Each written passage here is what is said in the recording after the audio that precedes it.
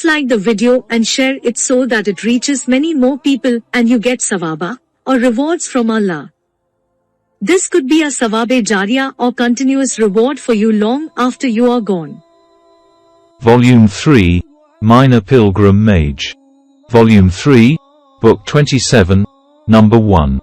Narrated by Abu Hurairah, Allah's Apostle said, the performance of Umrah is an expiation for the sins committed between it and the previous one, and the reward of Hajj Mabrur, the one accepted by Allah, is nothing except paradise.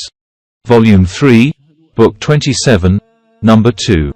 Narrated by Ibn Jurayj, Ikrimah bin Khalid asked Ibn Umar about performing Umrah before Hajj. Ibn Umar replied, there is no harm in it.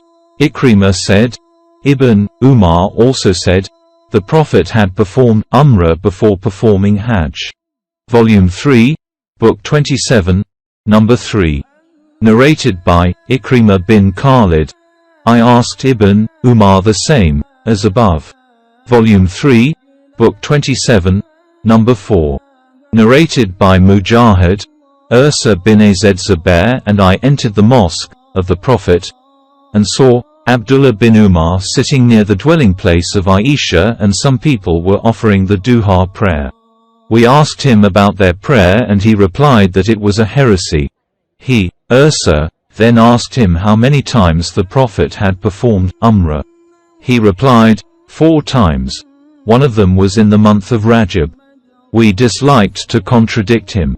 Then we heard Aisha, the mother of faithful believers, cleaning her teeth with siwak in the dwelling place. Ursa said, O mother of the believers, don't you hear what Abdurrahman is saying? She said, what does he say? Ursa said, he says that Allah's Apostle performed 4 Umrah and one of them was in the month of Rajab. Aisha said, may Allah be merciful to Abdurrahman. The Prophet did not perform any Umrah except that he was with him, and he never performed any Umrah in Rajab. Volume 3, Book 27, Number 5. Narrated by Ursa bin Azed Zubair. I asked Aisha whether the Prophet had performed Umrah in Rajab. She replied, Allah's Apostle never performed any Umrah in Rajab. Volume 3, Book 27, Number 6. Narrated by Qatada. I asked Anas how many times the Prophet had performed Umrah. He replied, 4 times. 1. Umrah of Hudaybiyah in Dhil Qa'dah when the pagans hindered him.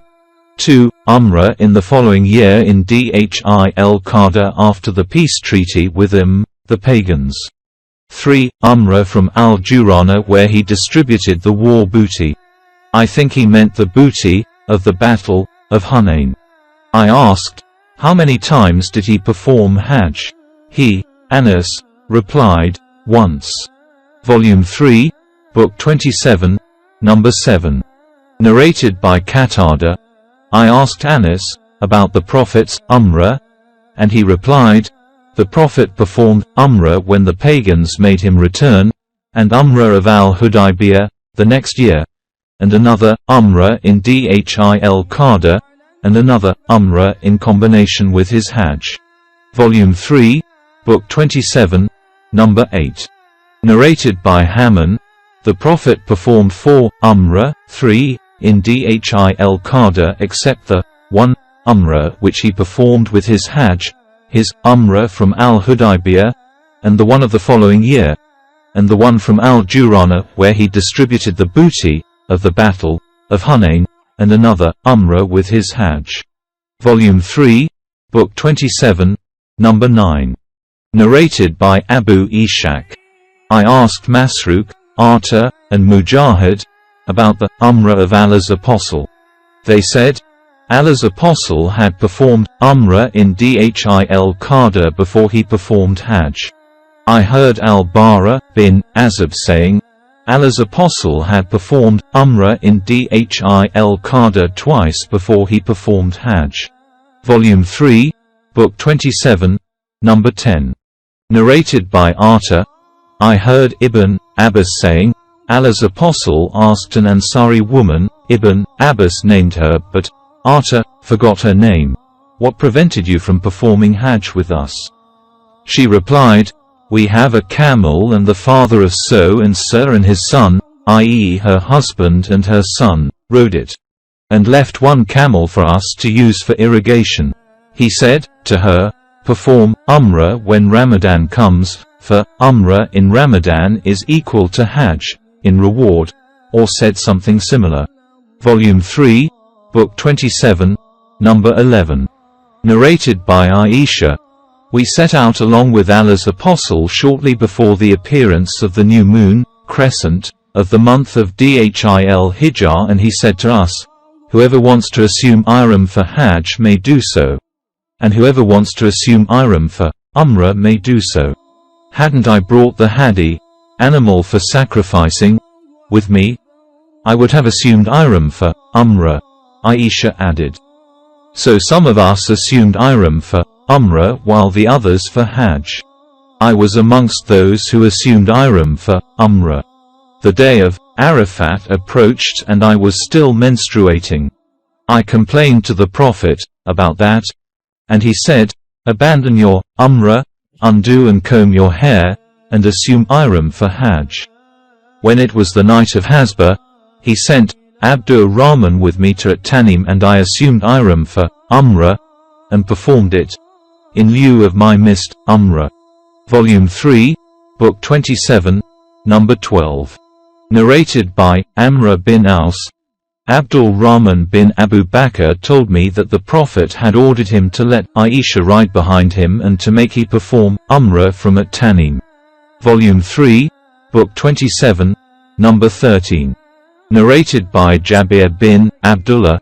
The Prophet and his companions assumed ihram for Hajj, and none except the Prophet and Talha had the hadi with them. Ali had come from Yemen and he had the hadi with him. He, Ali, said, "I have assumed ihram with an intention like that of Allah's apostle has assumed it."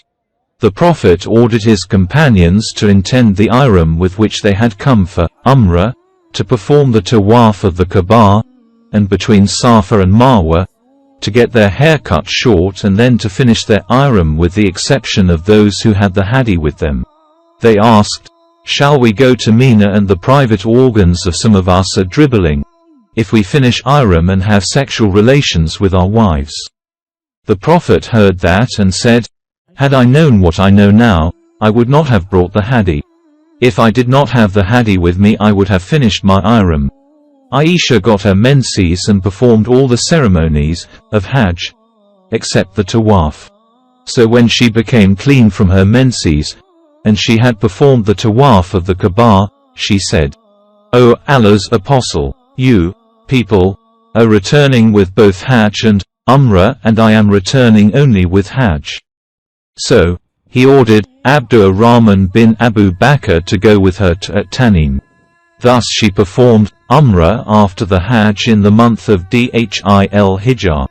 Suraka bin Malik bin Juzam met the Prophet at Al-Aqaba, Jamrat al-Aqaba, while the latter was stoning it, and said, "O Allah's apostle, is this permissible only for you?" The Prophet replied, "No, it is forever, i.e. it is permissible for all Muslims to perform Umrah before Hajj." Volume 3, Book 27, Number 14. Narrated by Aisha.